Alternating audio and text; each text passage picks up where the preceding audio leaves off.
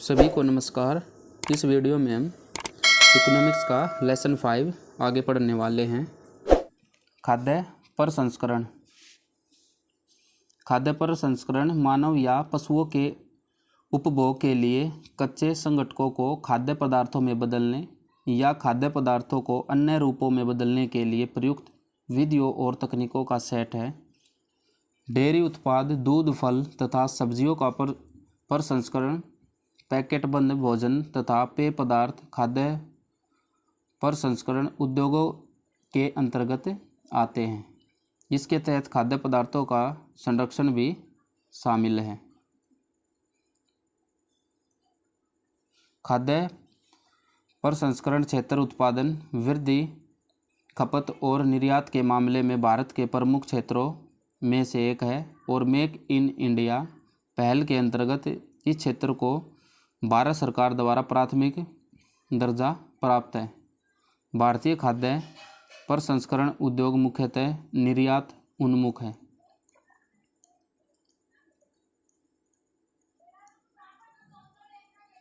खाद्य प्रसंस्करण के प्रकार इसमें मुख्यतः 3 श्रेणियों में वर्गीकृत किया जा सकता है। सबसे पहले प्राथमिक। इसके तहत कच्चे कृषि उत्पादों एवं पशु उत्पादों में थोड़ा बहुत परिवर्तन कर उन्हें मानव के खाने योग्य बना दिया जाता है। सामान्यतः प्राथमिक प्रसंस्करण के लिए सफाई, ग्रेडिंग, छटाई, पैकिंग, रिफाइनिंग आदि का सहारा लिया जाता है। इसमें भौतिक रूप में बहुत अधिक परिवर्तन नहीं होता है तथा मूल्यवर्धन भी नहीं के बराबर होता है, जैसे सेब की सफाई के बाद पैकिंग कर उसे बाजार में बेच देना। नेक्स्ट है द्वितीयक प्रसंस्करण। इसके तहत कच्चे कृषि उत्पादों एवं पशु उत्पादों में इस प्रकार संसाधित किया जाता है कि इनकी मूल भौतिक विशेषताओं में बदलाव आ जाए। द्वितीयक प्रसंस्करण की प्रक्रिया में मानव श्रम के अलावा मशीन, बिजली और पूंजी का इस्तेमाल करके मूल उत्पाद के भौतिक गुणों में परिवर्तन किया जाता है, अर्थात इसके अंतर्गत आधारभूत मूल्यवर्धन किया जाता है, जैसे गेहूं को आटे में रूपांतरित करना, मांस उत्पादों का प्रसंस्करण, कॉफ़ी के बीज से कॉफ़ी पाउडर तैयार करना इत्यादि।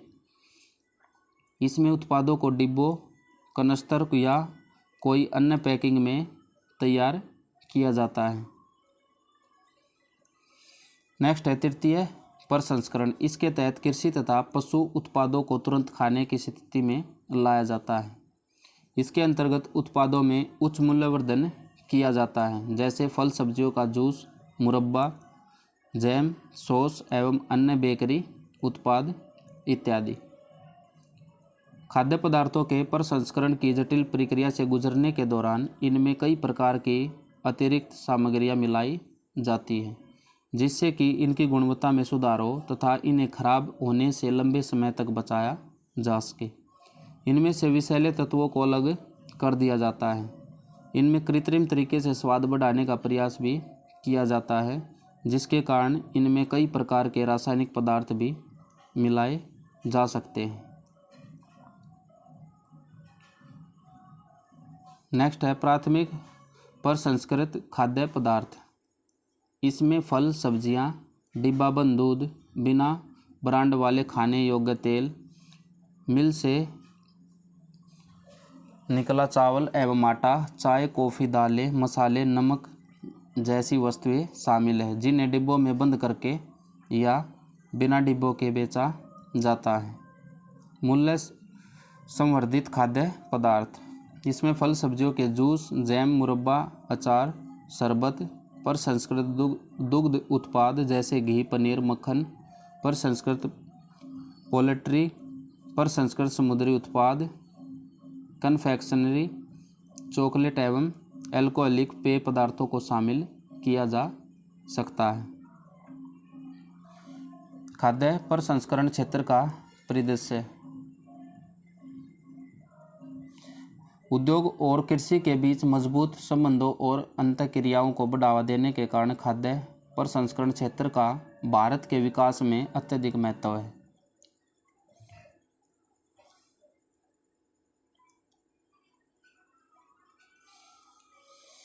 वित्तीय वर्ष 2020-21 को समाप्त 5 वर्षों के दौरान खाद्य प्रसंस्करण उद्योग क्षेत्र लगभग 8.3% की औसत वार्षिक वृद्धि दर से बढ़ रहा है।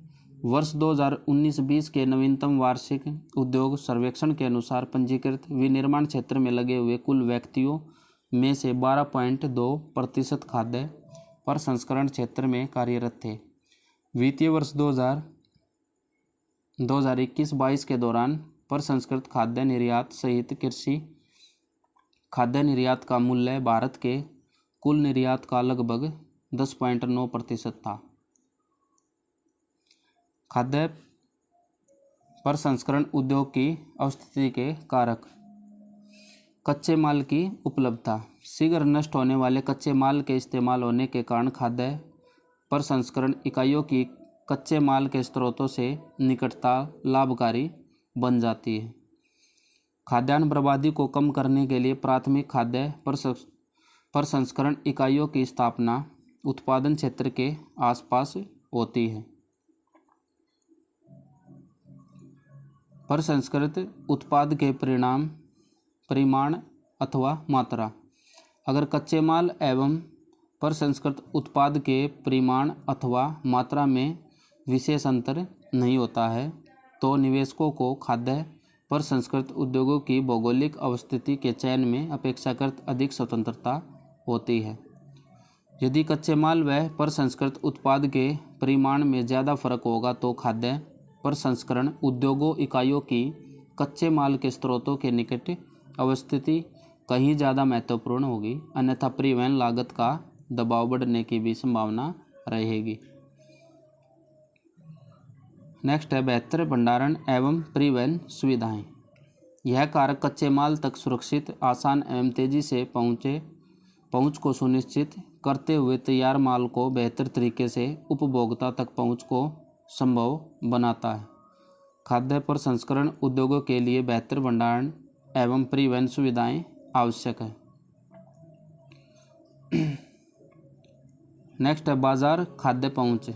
प्रसंस्कृत उत्पाद यदि शीघ्र नष्ट होने वाला है तो खाद्य प्रसंस्करण औद्योगिक इकाइयों की स्थिति में बाजार निर्णायक भूमिका निभाता है। जैसे बेकरी उत्पाद तथा डेयरी उत्पाद के लिए बाजार की संभावना शहरों की तुलना में गाँव में अधिक है। ग्रामीण क्षेत्रों से दूध प्राप्त कर उसके प्रसंस्कृत उत्पादों अर्थात दूध से निर्मित उत्पादों को आसानी से शहरी क्षेत्रों में विक्रय किया जा सकता है। नेक्स्ट है लागत। लागत खाद्य प्रसंस्करण उद्योग की भौगोलिक अवस्थिति में निर्णायक भूमिका निभाती है। प्रचुर मात्रा में सस्ते श्रम की उपलब्धता और अपेक्षाकृत कम कीमत पर जमीन की उपलब्धता की दृष्टि से शहरों की तुलना में गांव कहीं अधिक उपयुक्त है, परंतु शहरों में बेहतर आधारभूत संरचनाएं, विकसित परिवहन व्यवस्था, अपेक्षाकृत अधिक कुशल श्रमिकों की उपलब्धता, निकट बाजार एवं बेहतर वित्तीय ढांचे जैसी बेहतर सुविधाओं के कारण निवेशकों का झुकाव शहरों की तरफ कहीं ज़्यादा है।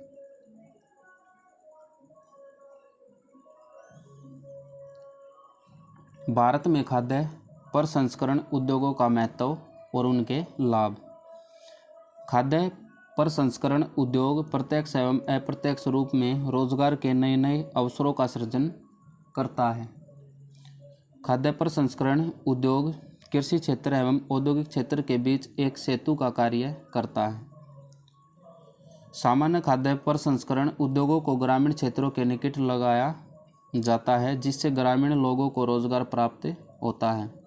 इससे ग्रामीण क्षेत्र से होने वाले प्रवासन को कम किया जा सकता है। नेक्स्ट है उद्योग मंडल एसोचैम और शिकागो की विश्व प्रसिद्ध अकाउंटिंग फर्म ग्रांट थॉर्ंटन द्वारा संयुक्त रूप से प्रकाशित अध्ययन रिपोर्ट में कहा गया है कि भारत में खाद्य प्रसंस्करण क्षेत्र से किसानों की आय में भारी सुधार के साथ साथ रोजगार वृद्धि की उज्ज्वल संभावनाएं हैं। रिपोर्ट यह भी कहती है कि वर्ष 2024 तक भारत के खाद्य प्रसंस्करण क्षेत्र में $33 अरब का नया निवेश आकर्षित करने और 90 लाख नए रोजगार अवसर सृजित करने की क्षमता है। इसी तरह पिछले दिनों नीति आयोग ने भी भारत की ग्रामीण अर्थव्यवस्था में संरचनात्मक बदलाव, रोजगार तथा वृद्धि पर प्रभाव नामक परिचर्चा पत्र में कहा कि किसानों को फसल के अच्छे मूल्य के लिए सीधे कारखानों से जोड़ने और ग्रामीण क्षेत्रों में रोजगार वृद्धि के लिए खाद्य प्रसंस्करण सबसे उपयुक्त क्षेत्र है। रिपोर्ट के अनुसार बीते 4 दशक के दौरान देश की ग्रामीण अर्थव्यवस्था में 7 गुना वृद्धि हुई है, लेकिन रोजगार दुगने भी नहीं बढ़े हैं। ऐसे में खाद्य प्रसंस्करण में सुधार से कृषि एवं संबंधित क्षेत्रों में बड़ी मात्रा में रोजगार सृजन हो सकते हैं। नेक्स्ट है खाद्य प्रसंस्करण उद्योगों के द्वारा खाद्य पदार्थों के उत्पादन में वृद्धि करके एवं खाद्यान्नों की बर्बादी को रोककर खाद्य मुद्रास्फीति को नियंत्रित किया जा सकता है। एक छोटी एवं बेहतर आपूर्ति श्रृंखला किसानों के कच्चे कृषि उत्पादों से लेकर उपभोक्ताओं तक अंतिम उत्पाद पहुंचाने वाली श्रृंखला एवं मध्यस्थों की संख्या को कम कर देती है। इससे कृषि उत्पादों की बर्बादी कम होगी एवं खाद्य मुद्रास्फीति को नियंत्रित किया जा सकेगा। खाद्य पदार्थों की बर्बादी को रोककर खाद्य सुरक्षा को सुनिश्चित किया जा सकता है। नेक्स्ट है खाद्य प्रसंस्करण उद्योग।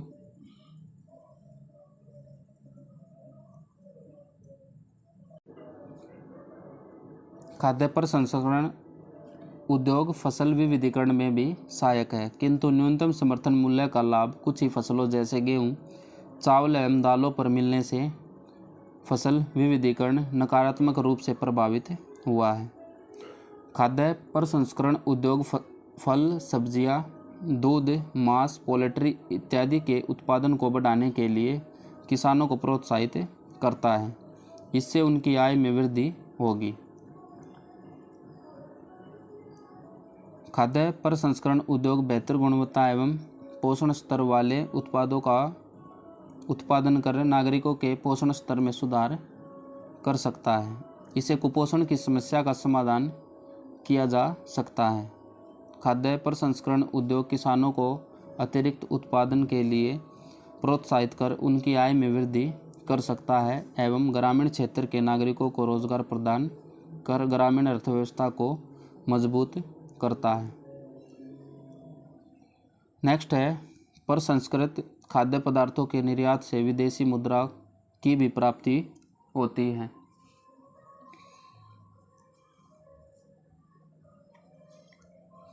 भारत में खाद्य प्रसंस्करण उद्योग की संभावनाएं। इसमें खाद्य उद्योग के विकास की अपार संभावनाएं विद्यमान हैं। यहाँ विभिन्न कृषि जलवायु परिस्थितियों के कारण प्रचुर मात्रा में कच्चा माल उपलब्ध है। भारत में कृषि उत्पादन में लगातार वृद्धि हो रही है और काफ़ी मात्रा में खाद्य पदार्थों की बर्बादी भी हो रही है। देश में पशुधन भी पर्याप्त मात्रा में विद्यमान है और वर्तमान में इन उत्पादों की बहुत ही कम मात्रा को मूल्यवर्धित उत्पादों में प्रसंस्कृत किया जाता है। भारत इस क्षमता का लाभ उठाकर विश्व में खाद्य पदार्थों का आपूर्तिकर्ता बन सकता है। आर्थिक उदारीकरण के परिणाम स्वरूप मध्य वर्ग की आय में वृद्धि हुई है, जिससे उनकी जीवन शैली एवं खान पान की आदतों में भी बदलाव हुआ है। आज गुणवत्ता एवं पोषक युक्त खाद्य पदार्थों पर अत्यधिक व्यय किया जाता है। बढ़ते हुए शहरीकरण एवं पूंजीवादी एवं उपभोक्तावादी संस्कृति के कारण संयुक्त परिवार के विखंडन के साथ एकल परिवारों की संख्या में वृद्धि हुई है एवं कामकाजी महिलाओं की संख्या में भी वृद्धि हुई है। वर्तमान में बढ़ता हुआ शहरीकरण एवं बदलती हुई जीवन शैली के कारण प्रसंस्कृत उत्पादों की मांग बढ़ रही है। आज आम नागरिक अपने स्वास्थ्य को लेकर काफ़ी चिंतित रहता है तथा स्वास्थ्य एवं पौष्टिक खाद्य पदार्थों की मांग भी करता है। भारत की 125 करोड़ से अधिक जनसंख्या इस उद्योग के लिए एक बहुत बड़ा बाजार है।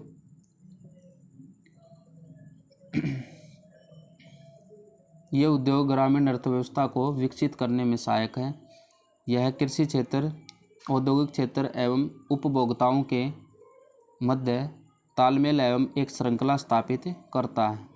यह उद्योग उत्पादन स्थल पर किसी उत्पाद का मूल्यवर्धन करने, खाद्य पदार्थों के अपव्यय को कम करने, रोजगार के अवसरों का सृजन करने, फसल विविधीकरण को बढ़ावा देने और निर्यात को प्रोत्साहित करने में सहायक है।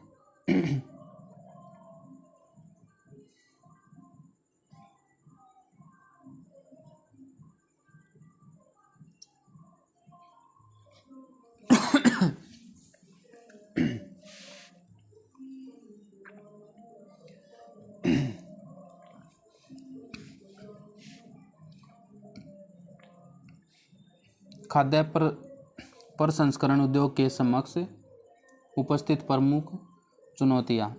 उत्पादन एवं प्रसंस्करण के बीच अपर्याप्त संबंध, उत्पाद विकास तथा नवाचार की कमी, उपयुक्त तकनीक का अभाव एवं अनुसंधान की कमी, गुणवत्ता एवं सुरक्षा मानकों पर पर्याप्त ध्यान न देना, विश्वसनीय जांच सुविधाओं का अभाव और आपूर्ति श्रृंखला अवसंरचना अंतर। अपर्याप्त आधारभूत संरचना, अपर्याप्त शीत भंडारण क्षमता एवं गोदामों की सुविधाओं का कम होना, कुशल एवं प्रशिक्षित मानव संसाधन का अभाव, बेहतर परिवहन सुविधाओं का अभाव, लंबी एवं टुकड़ों में बटी आपूर्ति श्रृंखला, एक व्यापक राष्ट्रीय नीति का अभाव, बाजार की सही जानकारी का न होना और खुदरा बाजार का असंगठित स्वरूप, केंद्र एवं राज्य की नीतियों में निरंतरता का अभाव। कृषि क्षेत्र में आधुनिक तकनीकों का अभाव, कृषि उत्पादकता का निम्न होना, पैकेजिंग की उच्च लागत, बहुराष्ट्रीय कंपनियों से प्रतिस्पर्धा की समस्या, बड़े पैमाने पर उत्पादन के लाभ न प्राप्त कर पाना, बैकवर्ड एवं फॉरवर्ड लीकेज का बेहतर न होना, प्रसंस्करण की पुरानी तकनीकों के कारण खाद्य पदार्थों की बर्बादी एवं उच्च लागत, विभिन्न देशों द्वारा लागू किए गए व्यापार संबंधी कड़े तकनीकी अवरोधकों के कारण भारतीय खाद्य प्रसंस्करण उत्पादों की निर्यात क्षमता पर भी असर पड़ा है।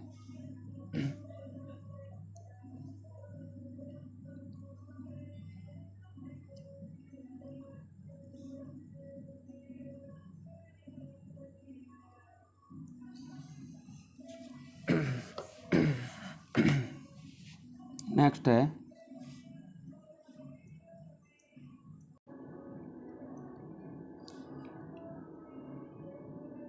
भारत में खाद्य प्रसंस्करण उद्योग का स्वोट विश्लेषण। इसमें सामर्थ्य, कच्चे माल की पर्याप्त उपलब्धता, पर्याप्त मात्रा में पशुधन की उपलब्धता, पर्याप्त मात्रा में सस्ते श्रम की उपलब्धता, विनिर्माण सुविधाओं की व्यापक पहुंच और बेहतर शहरी ग्रामीण क्षेत्रों में जुड़ाव। दुर्बलताएं इसकी क्या क्या है?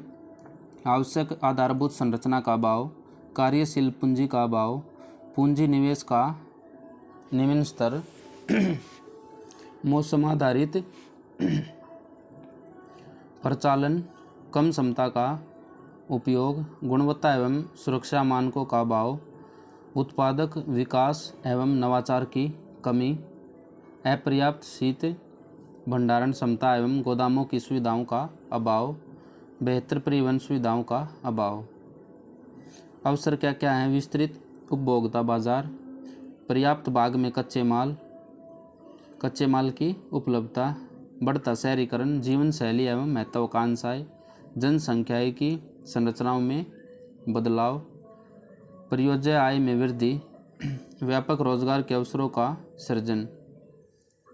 चुनौतियाँ: बड़ी बड़ी बहुराष्ट्रीय कंपनियों प्रतिस्पर्धियों से प्रतिस्पर्धा, अपर्याप्त आधारभूत संरचना, कुशल एवं प्रशिक्षित मानव संसाधन का अभाव, नवाचार एवं अनुसंधान की कमी, साख तक पहुंच का अभाव, असंगठित खुदरा बाजार, बेहतर परिवहन सुविधाओं का अभाव, बड़े पैमाने पर उत्पादन के लाभ न प्राप्त कर पाना, बैकवर्ड एवं फॉरवर्ड लीकेज का बेहतर न होना, गुणवत्ता एवं सुरक्षा मानकों पर अपर्याप्त ध्यान।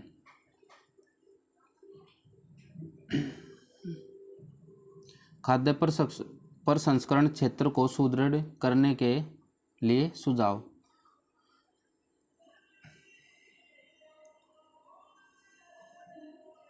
इस उद्योग के विकास को बढ़ावा, भारत में इस उद्योग को बढ़ावा देने का प्रयास करना चाहिए। खाद्य प्रसंस्करण उद्योगों को एक उन्नत उद्योग के रूप में मान्यता देनी चाहिए। इससे अधिक मूल्य वाले उत्पादों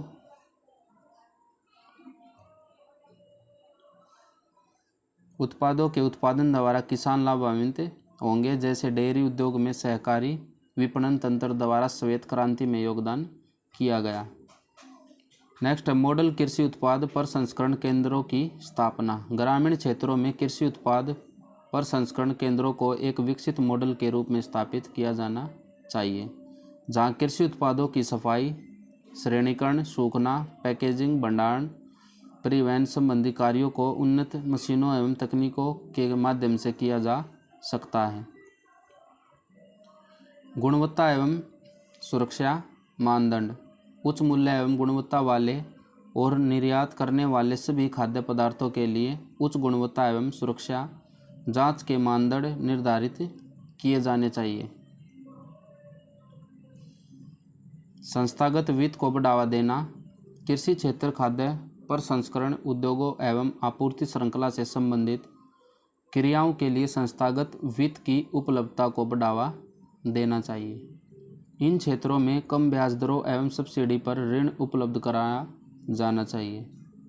नेक्स्ट है ऋण निर्माण में वृद्धि।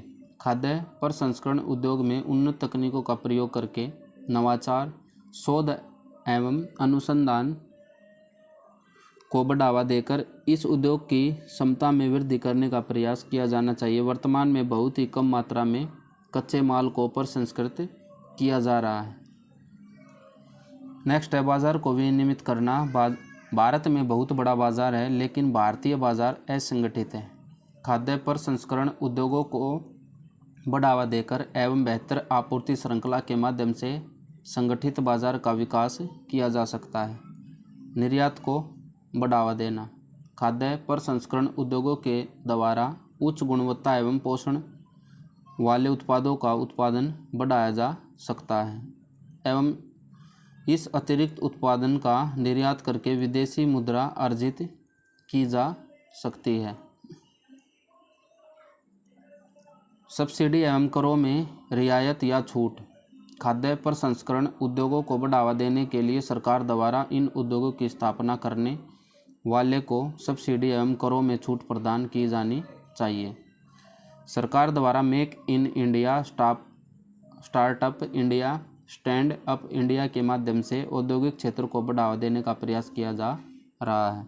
इस क्षेत्र में उद्योग लगाने वालों को करों में रियायत एवं छूट भी दी जानी चाहिए। अवसंरचनात्मक सुविधाओं का विकास। भारत सरकार द्वारा ग्रामीण क्षेत्रों को शहरी क्षेत्रों से जोड़ने के लिए बेहतर सड़कों का निर्माण किया जाना चाहिए। परिवहन सुविधाओं में वृद्धि करके इस क्षेत्र को गति प्रदान की जा सकती है। उद्यमशीलता को बढ़ावा देना। भारत सरकार द्वारा नागरिकों में उद्यमशीलता की भावना को बढ़ाने का प्रयास किया जाना चाहिए। ग्रामीण क्षेत्रों में रहने वाले बेरोजगार व्यक्तियों को खाद्य प्रसंस्करण क्षेत्रों में विद्यमान संभावनाओं का लाभ उठाने के लिए प्रोत्साहित किया जाना चाहिए। नागरिकों के कौशल विकास के लिए निरंतर प्रयास किए जाने चाहिए।